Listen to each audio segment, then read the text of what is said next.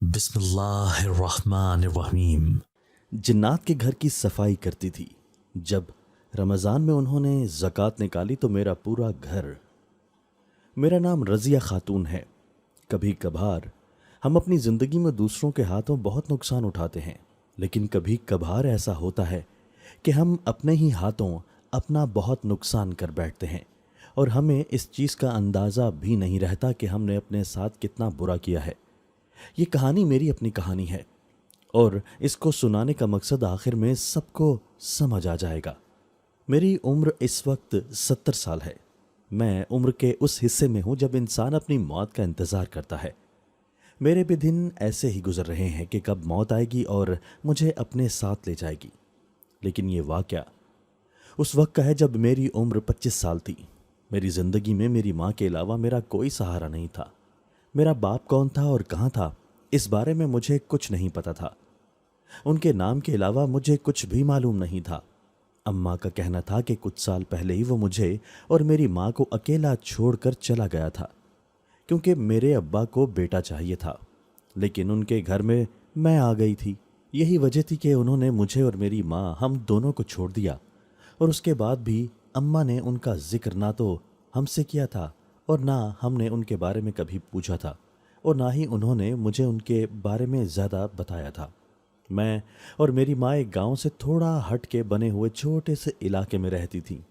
وہ بھی چھوٹا سا گاؤں تھا، لیکن وہاں پر وہ لوگ رہتے تھے جن کے پاس اپنی زمین اور اپنی جگہ نہیں تھی۔ ایسے میں ان لوگوں نے ہمیں ایسی جگہ بنا کر دی تھی جو کہ خالی اور ویران جگہ تھی۔ وہ جگہ خالی پڑی ہوئی تھی۔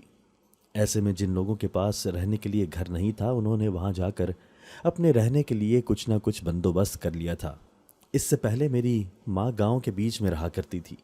وہاں پر ہم لوگ کسی اور کے گھر میں رہتے تھے، لیکن کچھ عرصہ گزرا تھا کہ ان لوگوں نے ہم لوگوں کو اس گھر سے جانے کا کہا، کیونکہ ان کا کہنا تھا کہ وہ خود یہاں پر رہنے کے لیے آ رہے ہیں۔ ایسے میں ہمیں ان لوگوں کا گھر خالی کرنا ہوگا۔ میری ماں تقریباً 8 سال تک اس گھر میں رہی تھی، اور پھر مالکوں کے آ جانے کے بعد مجھے اور میری ماں کو وہ گھر چھوڑنا پڑا۔ ہمیں سمجھ نہیں آ رہا تھا ہم کہاں جائیں۔ اس گاؤں میں رہنے کے لیے ہمیں گھر خریدنا پڑنا تھا، لیکن گھر خریدنے کے لیے ہمارے پاس پیسے نہیں تھے۔ ہم لوگ تو اپنا گزارا بہت مشکل سے کرتی تھیں۔ ایسے میں ہمارے لیے جگہ خریدنا کہاں ممکن تھا۔ اور پھر میری اماں کو کسی نے بتایا کہ اسی گاؤں کے قریب ایک چھوٹی سی آبادی ہے، وہاں پر غریب لوگ آباد ہیں جن کے پاس رہنے کے لیے گھر نہیں ہے اور کوئی گھر بنانے کے لیے پیسے نہیں ہیں۔ ایسے میں ان لوگوں نے اس بستی میں جا کر اپنے ٹھکانے بنائے ہوئے ہیں۔ میں نے اور میری ماں نے بھی وہاں جا کر اپنا چھوٹا سا مکان بنا لیا تھا۔ اماں نے اور میں نے بہت محنت کر کے اپنے لیے ایک جھونپڑی بنا لی تھی۔ ایک جھونپڑی بنا کر ہم لوگ اس میں رہنے لگی تھیں۔ بچپن میں تو مجھے معلوم تھا کہ ہمارے گھر کے اخراجات کیسے پورے ہوتے تھے، لیکن اب جب کہ میں بڑی ہو گئی تھی تو میں نے دیکھا تھا کہ ہر مہینے ایک بزرگ ہمارے گھر میں راشن ڈال جاتا تھا، اور وہ راشن پورا مہینہ ہمارے گھر سے ختم نہیں ہوتا تھا۔ میری اماں نے جھونپڑی کے اندر ہی مٹی سے ایک تجوری بنائی تھی، اور اماں اس تجوری میں آ کر سارا راشن ڈال دیتی تھیں۔ دیکھنے میں وہ راشن اتنا زیادہ نہیں ہوتا، لیکن حیرت ہوتی تھی کہ ہم اس تجوری میں سے نکال نکال کر چیزیں استعمال کرتی رہتی تھیں، لیکن وہ چیزیں کبھی ختم نہیں ہوتی تھیں۔ کبھی ایسا نہیں ہوا تھا کہ راشن آنے سے پہلے ہی ختم ہو جاتا۔ یہاں تک کہ میری اماں آس پڑوس میں بھی بہت ساری چیزیں دیا کرتی تھیں، کیونکہ وہاں اس بستی میں سبھی لوگ بہت غریب تھے۔ کچھ لوگ ہماری ہی طرح لاوارث تھے، جن کے آگے پیچھے کوئی نہیں تھا۔ کچھ یتیم بچے ہوتے تھے اور کچھ مانگنے والے ہوتے تھے، جن کا کوئی نہیں ہوتا تھا۔ جن لوگوں کو کھانے پینے کی چیزوں کی اشد ضرورت ہوتی تھی، ایسے میں میری اماں گھر سے بہت سارا راشن اٹھا کر ان غریب لوگوں میں بانٹ دیا کرتی تھی، اور میں انہیں یہ کہا کرتی تھی کہ وہ جس طرح سے راشن بانٹ رہی ہیں ہمارا راشن مہینے سے پہلے ہی ختم ہو جائے گا۔ لیکن میری اماں کے چہرے پر ایک سکون اور اطمینان ہوتا تھا، جیسے انہیں اس چیز کی پرواہ ہی نہ ہو، جیسے انہیں اس بات کی تسلی ہو کہ وہ تو ختم نہیں ہوگا۔ میں نے پہلے تو کبھی اماں سے اس کے بارے میں نہیں پوچھا تھا، لیکن پھر ایک دن اسی طرح میرے ذہن میں خیال آیا کہ ان کے بارے میں پوچھا جائے، تو اماں نے کوئی جواب نہ دیا۔ ان کا کہنا تھا کہ ابھی اس چیز کا وقت نہیں آیا، वक्त आने पर मुझे सारी बातों का इल्म हो जाएगा, लेकिन इससे पहले वो मुझे कुछ नहीं बता सकती। मैं उनकी बातों को नज़रअंदाज कर देती थी, ये सोच कर के मुझे इन सारी चीज़ों से क्या लेना। घर में रोटी मिल रही है, हमें 2 वक्त का खाना मिल रहा था, मेरे लिए यही काफ़ी था। इससे बढ़कर ना मैंने कभी सोचा था और ना ही सोचने की कोशिश की थी। हमारा गुजारा इसी तरह से हो जाता था और हमारे साथ साथ मोहल्ले वालों का भी गुजारा चल रहा था। और मोहल्ले वाले मेरी अम्मा को बहुत इज्जत देते थे और मान देते थे, इस वजह से कि मेरी माँ उनकी मदद करती थी। इन सारी चीज़ों के बदले में वो उन्हें दुआएं देते थे और मेरी अम्मा दुआएं लेकर ही खुश हो जाया करती थी और उनसे यही कहा करती थी कि उन्होंने खुद से कुछ भी नहीं किया। मैं बचपन से ये सारी चीज़ें देखती आ रही थी और बड़ी हो गई थी, और बड़े होने पर मुझे शिद्दत से इस चीज़ का एहसास होता था कि मेरी माँ जो दूसरों पर इतनी मेहरबान होती हैं और उन्हें घर का राशन उठाकर दे देती हैं, उन्हें ऐसा नहीं करना चाहिए। मुझे लगता था कि मेरी माँ को सिर्फ अपने घर के बारे में और मेरे बारे में सोचना चाहिए। कभी कभार मैं उन्हें समझाने की कोशिश करती थी कि जो राशन वो मुफ्त में लोगों को बांटती हैं, अगर वो लोगों से पैसे लेने शुरू कर दें तो ऐसे में हमारा बहुत अच्छा गुजारा होगा, हमारे पास पैसे होंगे और इससे हम जो चाहेंगे ख़रीद सकेंगे। क्योंकि मैं बाहर जाती थी, बाज़ार में चीज़ें देखती थी, लेकिन मेरे पास कुछ भी नहीं होता। मेरा दिल करता था कि ये सारी चीज़ें मेरे पास हों, लेकिन उनको ख़रीदने के लिए मेरे पास पैसे नहीं होते थे और अम्मा के पास भी पैसे नहीं थे। खाने के अलावा हमारे घर में और कुछ नहीं होता था, जबकि मेरी अम्मा का कहना था कि खाना ही इंसान की अचद ज़रूरत होती है। ऐसे में अगर किसी इंसान को 3 वक्त का खाना अच्छा मिल रहा है तो उसे खुदा का शुक्र अदा करना चाहिए और इसी में खुश हो जाना चाहिए। लेकिन बड़े होने के साथ साथ मेरी ख्वाहिशात भी बढ़ती जा रही थी।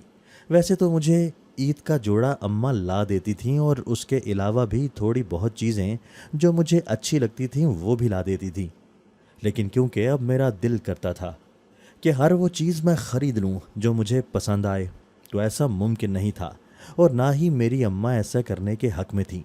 मुझे समझ नहीं आता था कि मैं क्या करूँ। मैं बहुत सारी चीज़ें ख़रीदना चाहती थी, लेकिन घर के हालात उस चीज़ की इजाज़त नहीं देते थे, तो मैं खामोश होकर बैठ जाती। ज़िंदगी इसी तरह गुजर रही थी। अचानक से अम्मा को मेरी शादी का ख्याल आया। उनका कहना था कि वो मेरी शादी करवाना चाहती हैं। मैं भी खुशी खुशी मान गई, ये सोच कर के कम अज़ कम मेरी छोटी छोटी ख्वाहिशात पूरी होंगी। जो चीज़ें ख़रीदने का दिल करेगा वो मुझे ख़रीद कर देगा। ऐसे में मुझे शादी से कोई एतराज़ नहीं था और मैंने अम्मा के कहने पर शादी के लिए हाँ कर दी। मैं जब भी बाज़ार जाती और अम्मा से फरमाइश करती थी कि मुझे ये चीज़ चाहिए जो कि मैं अपने जहेज़ के लिए रखना चाहती थी, और मेरी अम्मा खामोश हो जाती।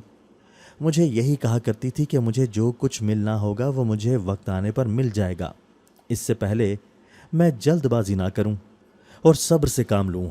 लेकिन मैंने तो सब्र करना कभी सीखा ही नहीं था। मुझे तो हर चीज़ चाहिए थी जो मुझे अच्छी लगती थी। अब मेरे पास पैसे भी नहीं थे और मैं ये सोच रही थी कि मैं ऐसा क्या करूं कि मेरे सारे मसले हल हो जाएं और ये सारी चीज़ें भी मुझे मिल जाएं और अम्मा से भी मुझे कुछ ना कहना पड़े, क्योंकि मैं जानती थी कि वो कभी भी मुझे सब कुछ ख़रीद के नहीं देंगी। मेरी अम्मा मुझे समझाया करती थी और यही कहा करती थी कि हर चीज़ का एक वक्त मुकर्रर होता है। वक्त से पहले हमें कोई चीज़ नहीं मिलती और अगर हम हासिल करने की कोशिश करें तो उसका नुकसान होता है और हमें उसकी भरपाई भी करनी पड़ती है। ऐसे में इंसान को सब्र करना चाहिए और सही वक्त का इंतज़ार करना चाहिए, अपनी किस्मत पर भरोसा रखना चाहिए। लेकिन मैंने कभी भी उनकी बातों पर ज़्यादा ध्यान नहीं दिया था। मैं एक तरफ से सुनकर दूसरी तरफ से उनकी बातों को निकाल देती और वही करती जो मेरा दिल करता। मैंने सोच लिया था मुझे चाहे कुछ भी करना पड़े, मैं कुछ ना कुछ करके अपनी ख्वाहिशात पूरी करके ही दम लूँगी। मेरी अम्मी ने मेरा रिश्ता तय कर दिया था और शादी की तारीख भी रख दी थी, लेकिन घर में कोई तैयारी नहीं चल रही थी। ऐसा लग रहा था कि जैसे ये शादी वाला घर ही ना हो। मेरी अम्मा ने मेरे लिए कोई जहेज़ तैयार नहीं किया था और ना ही घर में कुछ ऐसा था कि जिसको देख कर ही लगता हो कि ये शादी वाला घर है। और अब तो मुझे पूरा यकीन हो गया था कि मुझे इस घर से दुआओं के अलावा कुछ नहीं मिलने वाला। इसीलिए जो कुछ भी करना है मुझे खुद अपने लिए करना है। मेरी अम्मा किसी काम से घर से बाहर चली जाया करती थी مجھے نہیں معلوم تھا کہ وہ کہاں جاتی تھیں۔ آج سے پہلے تو گھر پر ہی موجود ہوتی تھیں، لیکن جب سے میری شادی کی تاریخ طے ہوئی تھی میری اماں روز صبح سویرے گھر سے نکل جاتی تھیں اور دوپہر کے بعد گھر واپس آتی تھیں۔ میں نے اماں سے پوچھا تھا، لیکن وہ مجھے یہ کہہ دیتی کہ وہ کسی کام سے جاتی ہیں۔ خیر میرے لیے یہ اچھا ہی تھا کہ اماں گھر پر موجود نہیں ہوتیں، کیونکہ جو کچھ میں کرنے والی تھی اور جو کچھ کرنے کا سوچ رہی تھی اس کے لیے اماں کی غیر موجودگی بہت ضروری تھی، کیونکہ ان کی موجودگی میں وہ کام میں کبھی کر نہیں سکتی تھی۔ اب میں نے یہ کرنا شروع کر دیا تھا کہ جو بھی غریب لوگ ہمارے گھر میں راشن کے لیے آتے تھے میری اماں انہیں مفت میں ہر چیز دیا کرتی تھیں، اور جب وہ گھر آتے تو اماں کی غیر موجودگی میں ان سے پیسے لینے لگی اور یہ کہتی تھی کہ باقی لوگوں کے مقابلے میں انہیں تھوڑے کم پیسوں میں چیزیں دیا کروں گی، لیکن اب میں انہیں یہ چیزیں پیسوں کی دیا کروں گی، انہیں اب مفت میں کچھ نہیں ملنے والا۔ اماں مجھے اپنی تجوری کی چابی دے کر جاتی تھی اور یہ کہا کرتی تھی کہ اگر کوئی بھی ہمارے گھر آئے تو میں اس میں سے سامان نکال کر راشن نکال کر اس کو دے دوں۔ اماں کا کہنا تھا کہ مجھے صرف ہاتھ بڑھا کر سامان نکالنا ہے، مجھے اس تجوری کو جھانک کر نہیں دیکھنا کہ اس میں کتنا سامان باقی ہے۔ اماں کی ہدایت کے مطابق جو کوئی بھی گھر آتا تو میں ان سے تھوڑے بہت پیسے لے کر چیزیں بیچنے لگی تھی، کیونکہ اماں کو اس بات کا علم نہیں تھا اور گھر آنے والے سبھی لوگوں کو میں یہ کہہ دیتی تھی کہ وہ اس بارے میں میری اماں سے کچھ نہ کہیں، کہ اگر انہوں نے میری اماں سے کچھ بھی کہا تو میری اماں کی طرف سے بھی انہیں کم پیسوں میں راشن بالکل بھی نہیں ملے گا، پھر انہیں دوسری جگہ سے زیادہ پیسوں سے خریدنا پڑے گا۔ سبھی لوگ غریب تھے اور یہی چاہتے تھے کہ ان کا گزارا ہو جائے، اسی لیے وہ خاموش ہو جاتے اور میری بات مان لیتے، اور میں نے پیسے جمع کرنا شروع کر دیے۔ میں نے یہی سوچا تھا کہ ان پیسوں کو جمع کر کے اپنے لیے کچھ سامان خرید لوں گی، اپنے جہیز کے لیے کوئی سامان خرید لوں گی، کیونکہ اماں سے تو مجھے کسی چیز کی امید نہیں تھی۔ مجھے تو لگتا تھا کہ وہ مجھے ایک جوڑے میں رخصت کرنے کا ارادہ رکھتی ہیں، اور پھر اس طرح سے میں نے اپنی اماں کو دھوکہ دینا شروع کر دیا۔ ان کی غیر موجودگی میں آنے والے لوگوں کو میں تھوڑے پیسوں میں راشن بیچنے لگی تھی۔ جو چیزیں میری اماں ان غریب لوگوں میں مفت میں بانٹا کرتی تھی میں ان چیزوں کو پیسوں سے دینے لگی، اور وہاں سے ملنے والے پیسوں سے اپنے جہیز کے لیے کوئی نہ کوئی چیز خرید لیتی، اور وہ بھی اماں سے چھپا کر رکھتی۔ یہ وقت اسی طرح سے گزرا تھا اور شادی کا دن آ گیا تھا۔ میری امی کی خواہش تھی کہ ان کی بیٹی رخصت ہو کر اپنے گھر چلی جائے گی اور ان کا فرض ادا ہو جائے گا، لیکن حیرت کی بات یہ تھی کہ پورا دن انتظار کرنے کے باوجود بارات نہیں آئی تھی، اور میری اماں اس بات کو لے کر شدید پریشان ہو گئیں۔ مجھے بھی کچھ سمجھ نہیں آ رہا تھا کہ یہ ہمارے ساتھ کیا ہو رہا ہے۔ میں نے اماں سے یہی پوچھا کہ آخر انہوں نے کیسے گھر میں میرا رشتہ کیا تھا کہ جو اپنی طے کردہ تاریخ پر بارات لے کر ہی نہیں آئے تھے، جبکہ میری اماں صرف خاموش تھیں۔ اور پھر اچانک سے انہیں کچھ یاد آیا، وہ فوراً کمرے کی طرف بھاگی اور انہوں نے جا کر وہ تجوری کھولی تھی جس میں سے میں راشن نکال کر لوگوں کو بیچتی تھی، اور آج پہلی مرتبہ ایسا ہوا تھا کہ میری ماں نے اس کے اندر جھانک کر دیکھا تھا اور وہ بالکل خالی تھی۔ یہ دیکھنا تھا کہ میری اماں میری طرف پلٹ کر آئی اور انہوں نے مجھ سے پوچھا کہ ان کی غیر موجودگی میں نے ایسا کیا کیا تھا جس کی وجہ سے یہ سب کچھ ہو رہا ہے، اور میں پریشان تھی کہ آخر میری اماں کو یہ کیسے معلوم ہو گیا ہے، وہ کس طرح کے سوال مجھ سے پوچھ رہی ہیں، لیکن میں نے ان کو کسی بات کا کوئی جواب نہ دیا۔ ان سے یہی کہا کہ میں نے کچھ نہیں کیا، یہ سب کچھ انہی لوگوں کا کیا کرایا ہے جن کے ساتھ انہوں نے میرا رشتہ طے کیا تھا، نہ جانے انہوں نے کس گھر میں میرا رشتہ کیا تھا۔ یہ کہہ کر میں وہاں سے چلی گئی تھی اور پھر واپس پلٹ کر اپنی اماں کے سامنے نہیں آئی، کیونکہ میں جانتی تھی کہ مجھے دیکھتے ہی انہیں ساری چیزیں یاد آ جائیں گی اور مجھ سے سوال کرنا شروع کر دیں گی۔ لیکن مجھے حیرت ہو رہی تھی کہ ان ساری باتوں کا میرے رشتے سے کیا تعلق، میری اماں کی تجوری کا میرے رشتے سے کیا لینا دینا تھا۔ مجھے تو کچھ سمجھ نہیں آ رہا تھا۔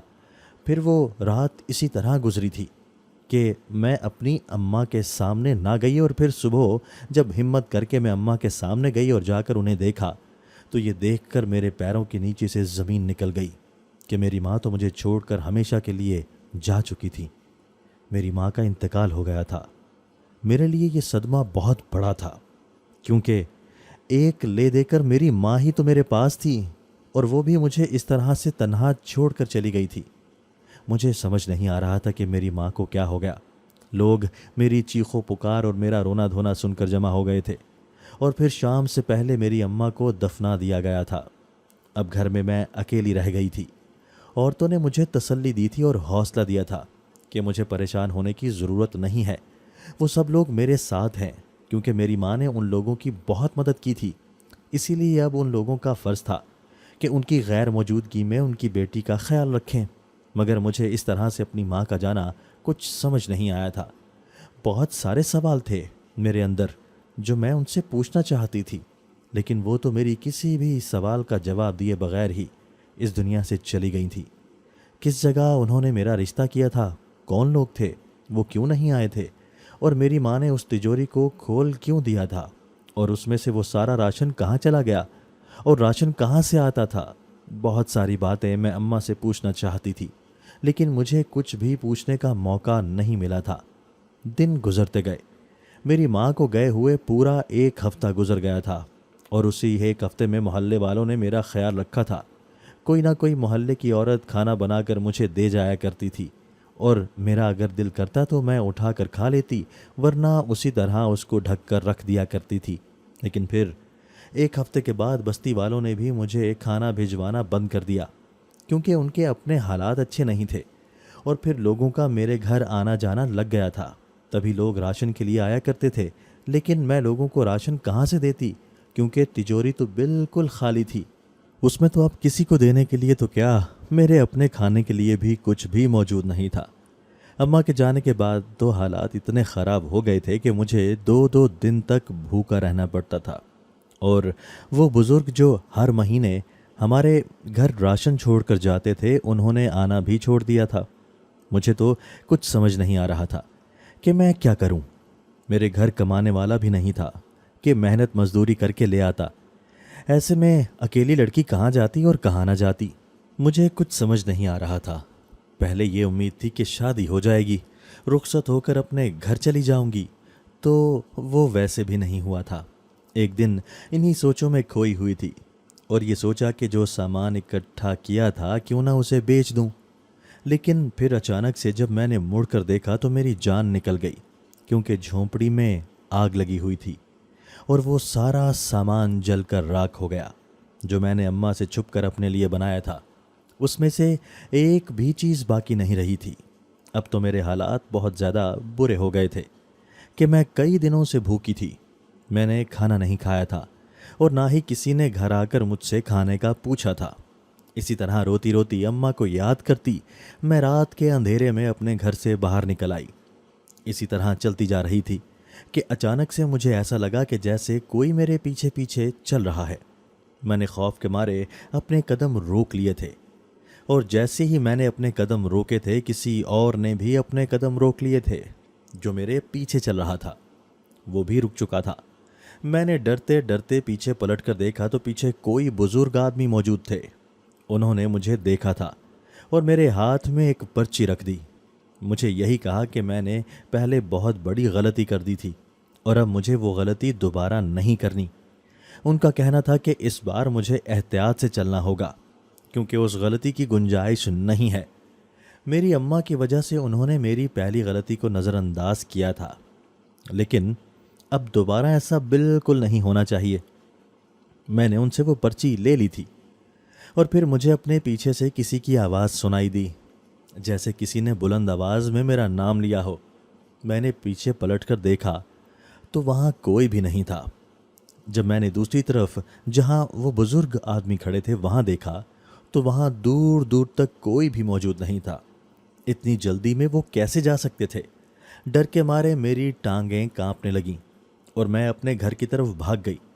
اس پرچی کو میں نے اپنے ہاتھ میں رکھا تھا، مٹھی کو زور سے بند کیا تھا کہ وہ میرے ہاتھ سے نکلے نہ۔ گھر آ کر دروازہ بند کر کے میں اپنے بستر پر آ گئی، اور اس پرچی کو میں نے اپنے سرہانے رکھ لیا۔ صبح جب میں نے دیکھا تو اس پر کسی جگہ کا پتہ لکھا ہوا تھا۔ مجھے نہیں معلوم تھا کہ یہ کون سی جگہ تھی، اور ان کی صورت مجھے کس چیز کا پتہ دیا گیا تھا، لیکن ان کا کہنا تھا کہ میں اس جگہ چلی جاؤں، میرے سارے مسئلے حل ہو جائیں گے، میری غربت ختم ہو جائے گی۔ ان کا کہنا تھا ایک ہی جگہ ہے جہاں سے مجھے مدد مل سکتی ہے، اور ان کے یہ الفاظ مجھے ابھی تک یاد تھے۔ मैंने उस पर्ची को अपनी चुन्नी के पल्लू में बांध लिया था और फिर उस पता की तरफ चल पड़ी। लोगों से पूछती पूछती मैं एक अनजान और वीरान सी जगह पर आ गई। वहाँ दूर ही एक बहुत बड़ा महल मुझे दिखाई दिया। ये पता इसी घर का था।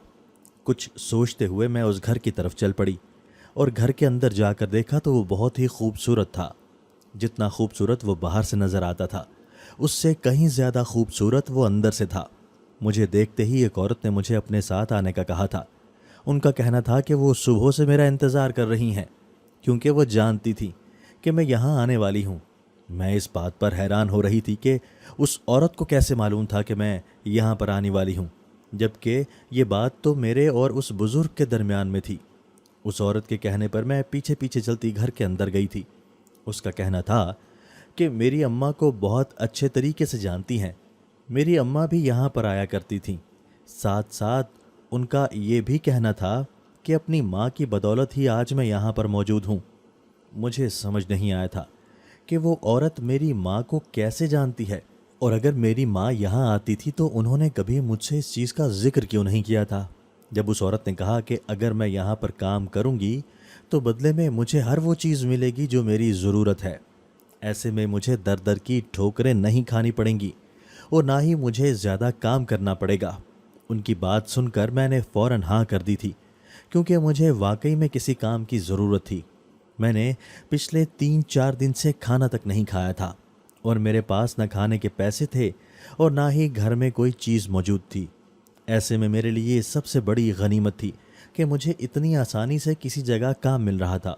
वो औरत शायद जानती थी कि मैं भूखी हूँ।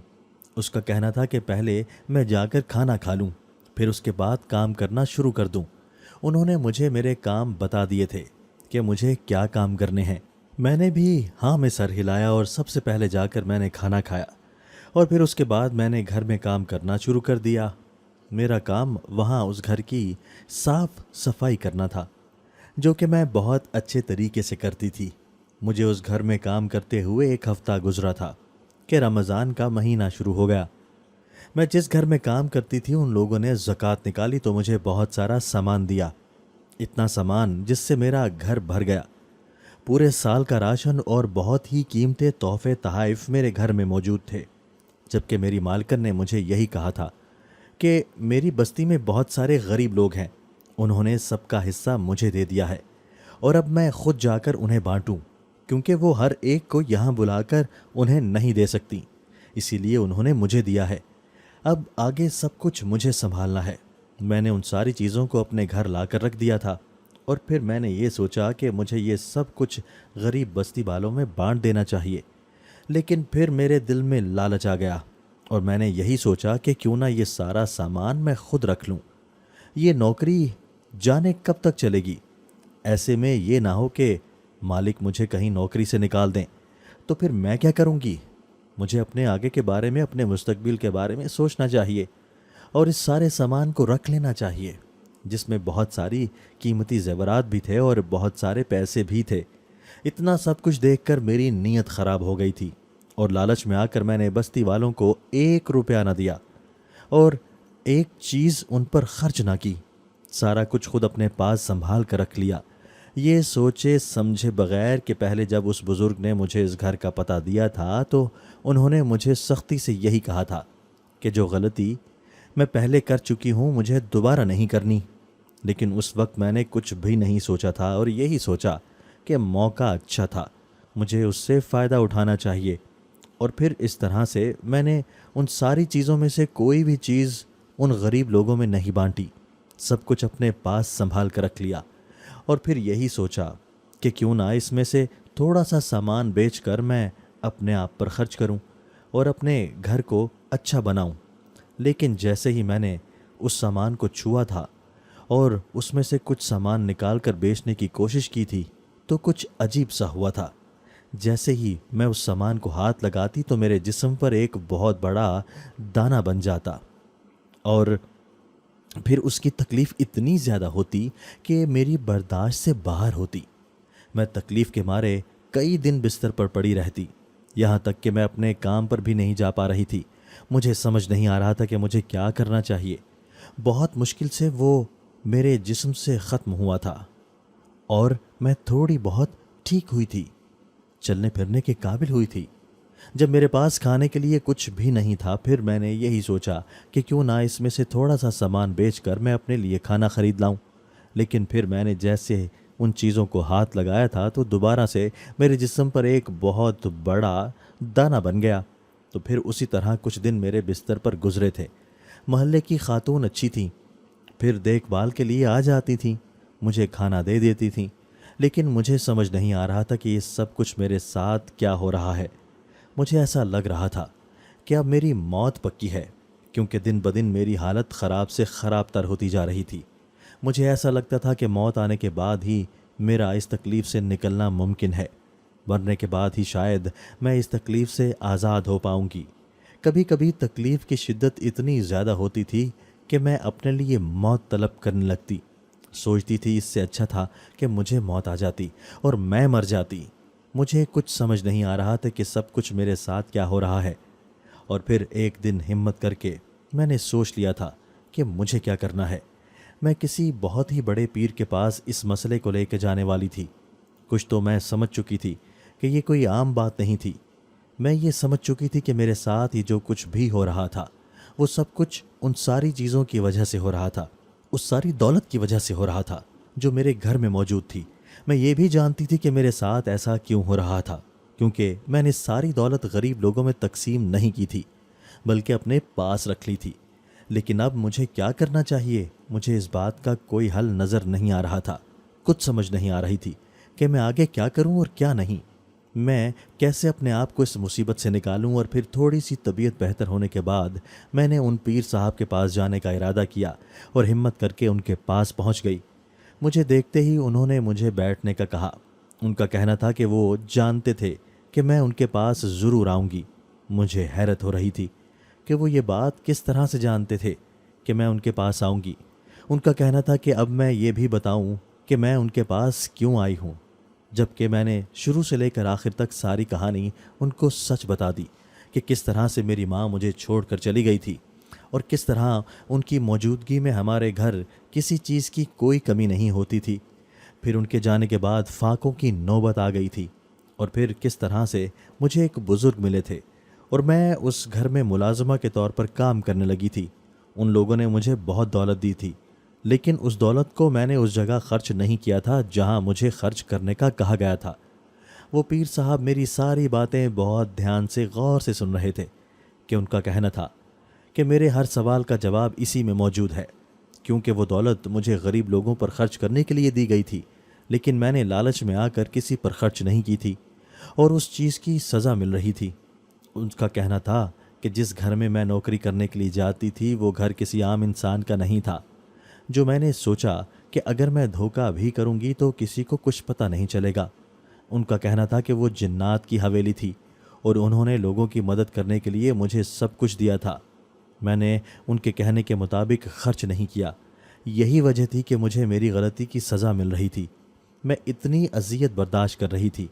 اس میں کسی اور کا کوئی قصور نہیں تھا، اس میں میری اپنی غلطی تھی۔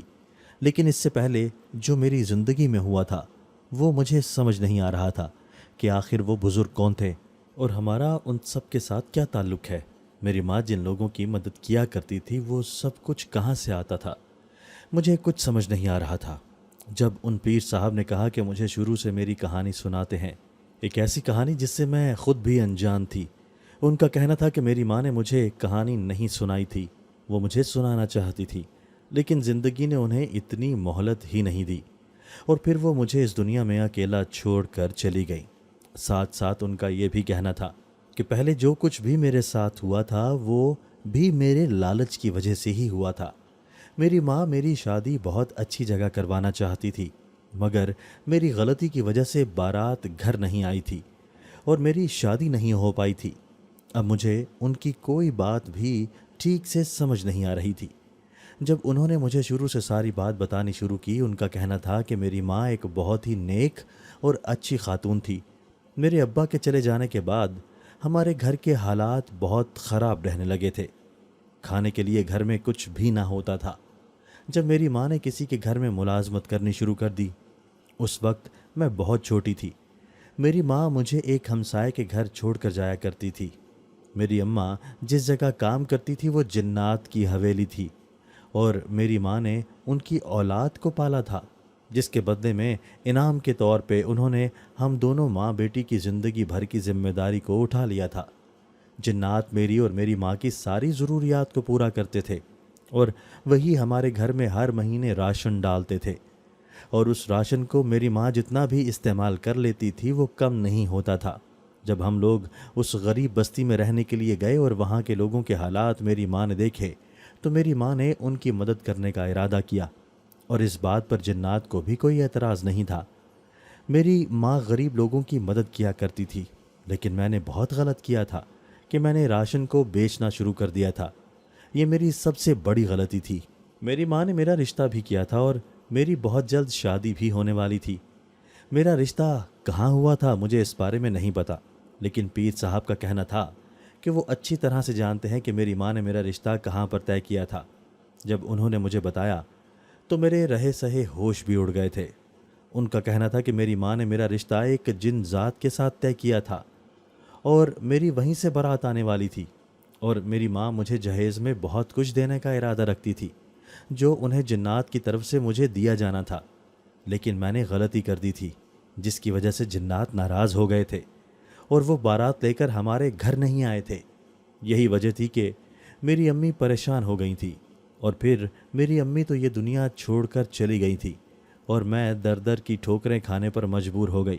جب انہیں میرے اوپر ترس آیا اور انہوں نے دوبارہ سے میری مدد کی تھی، اور اس بزرگ کو میرے پاس بھیجا تھا اور مجھے اپنی حویلی بلایا تھا تاکہ وہ دوبارہ سے میری مدد کر سکیں، اور انہوں نے دوبارہ سے میری مدد کی تھی، لیکن دوبارہ سے میں نے وہی غلطی کی جو میں نے پہلے کی تھی۔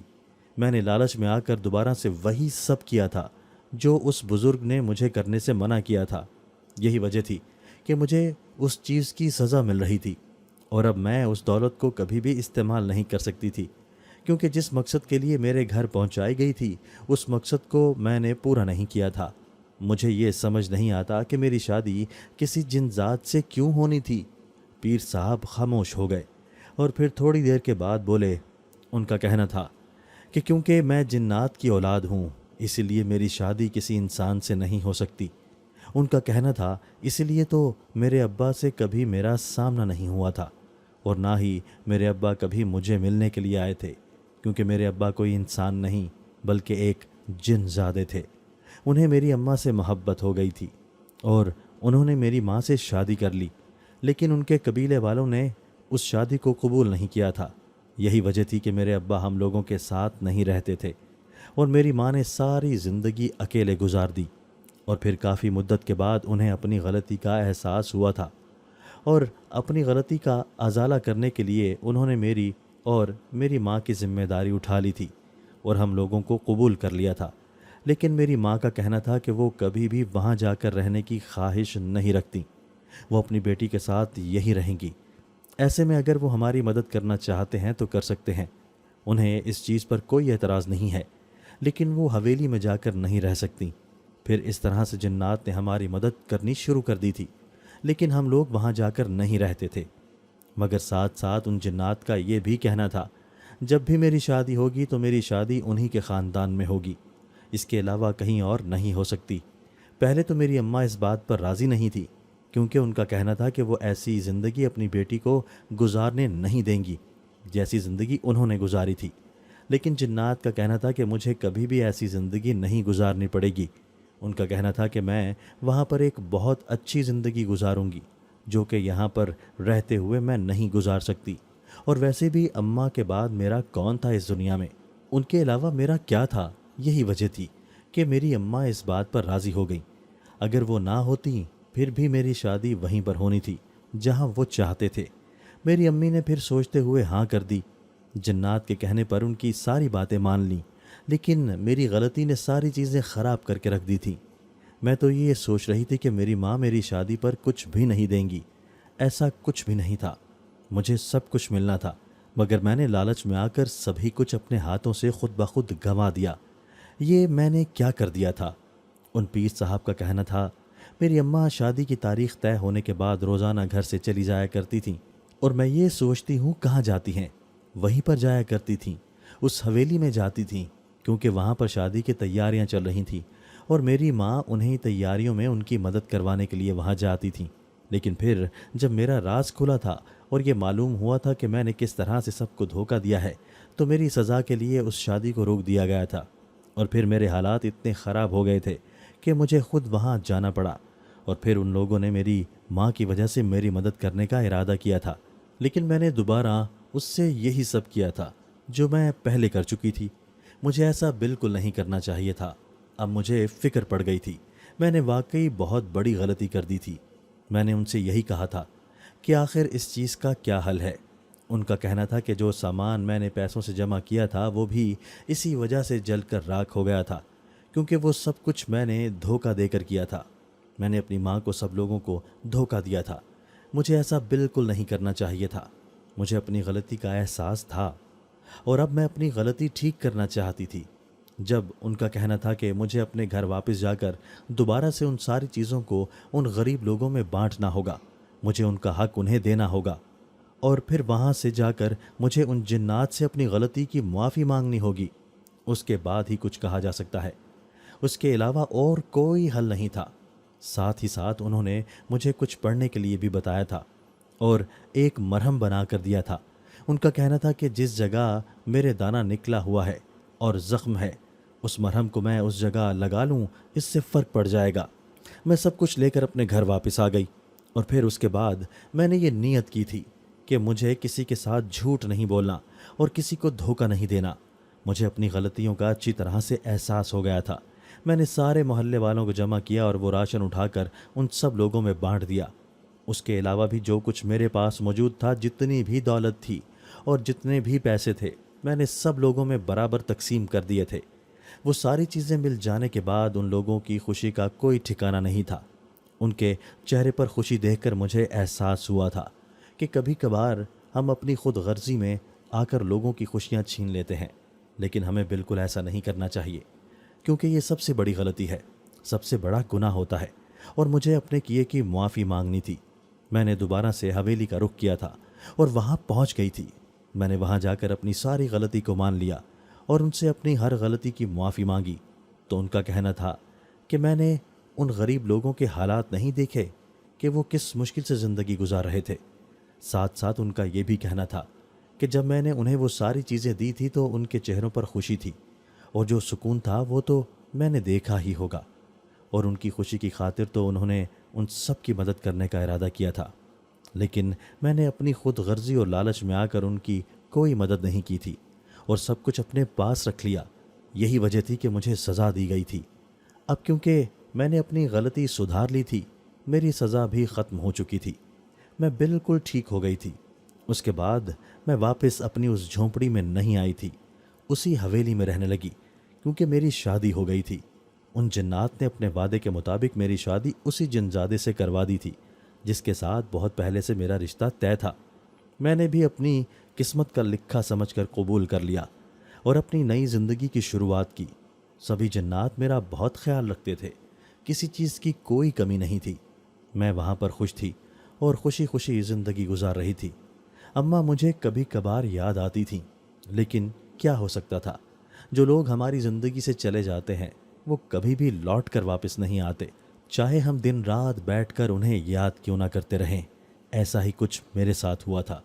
मैं उन्हें याद तो बहुत करती थी, लेकिन मैं उनसे मिल नहीं सकती थी। मुझे दुख होता था कि जब वो मेरे पास मौजूद थी उस वक्त मैंने अपना बहुत सारा वक्त उनके साथ नहीं गुजारा था। मैंने कभी बैठकर उनसे बातें नहीं सुनी थी और आज जब वो मेरे साथ मौजूद नहीं थी तो उनकी बातें, उनकी आवाज़ सुनने को मेरे कान तरसते थे। सच कहते हैं कि जो चीज़ हमारे पास मौजूद होती है उसकी कोई अहमियत नहीं होती और ना ही कद्र, लेकिन जब वो हमसे छीन ली जाती है, हमसे दूर कर दी जाती है, तो फिर हमें उसकी अहमियत का अंदाज़ा अच्छी तरह से हो जाता है। मुझे भी अपनी अम्मा की कमी महसूस होती थी। मुझे उनकी अहमियत का अंदाज़ा अच्छी तरह से हो गया था, लेकिन उस सब का कोई बदल नहीं हो सकता था। मैंने अपनी ज़िंदगी में यही सीखा था कि जो रिश्ता हमारे पास मौजूद होता है उन्हें अच्छे तरीके से निभाना चाहिए, क्योंकि ज़िंदगी बार बार मौका नहीं देती और फिर कभी भी किसी का हक नहीं मारना चाहिए। जो भी चीज़ हमारे नसीब की होती है وہ مل جاتی ہے۔ ایسے میں نصیب سے بڑھ کر ہم کچھ پانے کے لیے کچھ لینے کی کوشش کرتے ہیں تو ہمارے لیے نقصان دہ ثابت ہوتا ہے۔ اسی لیے اسی میں خوش ہونا چاہیے جو ہمارے لیے ہوتا ہے، اور جو ہمیں دیا جاتا ہے اسی میں شکر ادا کرنا چاہیے، کیونکہ اس انسان کو اور زیادہ ملتا ہے، جبکہ لالچ کرنے سے کچھ حاصل نہیں ہوتا۔ ہمارے پاس جو کچھ موجود ہوتا ہے وہ بھی ہم گنوا دیتے ہیں، ہمارے ہاتھ خالی رہ جاتے ہیں۔ میں نے ایک پوری زندگی جنات کے ساتھ گزار دی، اور آج بھی میری زندگی ویسے ہی گزر رہی ہے، مگر میں اپنی زندگی میں خوش ہوں۔ میں نے کبھی نہیں سوچا اگر ایسا نہ ہوتا تو اچھا ہوتا، جو بھی تھا جیسا بھی تھا سب اچھا تھا۔ میں نے ایک خوبصورت زندگی گزاری تھی جس میں کسی چیز کی کمی نہیں تھی۔ دیکھنے والوں کو یہ بات سن کر بہت عجیب لگتا تھا، اور کچھ لوگ تو خوف زدہ بھی ہوتے تھے کہ میں نے کیسے جنات کے ساتھ زندگی گزاری۔ لیکن جب ہم کوئی کام کرتے ہیں تو پھر ہمیں نہ تو ڈر لگتا ہے اور نہ ہی خوف محسوس ہوتا ہے۔ ہمیں چیزوں کی عادت ہونے لگتی ہے، اور ایسی ہی عادت مجھے بھی ہو گئی تھی۔ مجھے کسی چیز سے کوئی ڈر اور خوف محسوس نہیں ہوتا تھا، اور میں پرسکون زندگی گزارنے لگی تھی۔ مجھے کسی سے کوئی فرق نہیں پڑتا تھا، یہاں تک کہ میں نے کبھی بھی زیادہ لوگوں کو اس بارے میں بتایا نہیں تھا کہ میری ذاتی زندگی کس طرح کی ہے۔ یہی میری کہانی تھی اور یہی میری زندگی۔ دوستو، اگر آپ کو آج کی ہماری یہ ویڈیو پسند آئی ہے تو اسے لائک کیجئے اور اسے اپنے پیاروں کے ساتھ شیئر ضرور کیجئے گا۔ اور ہاں، اگر آپ نے ابھی تک ہمارا چینل سبسکرائب نہیں کیا تو ہمارا چینل سبسکرائب کر دیجئے اور بیل آئیکن بھی پریس کر دیجئے تاکہ ہماری ہر نئی آنے والی ویڈیو آپ کو بر وقت مل سکے۔ اللہ حافظ۔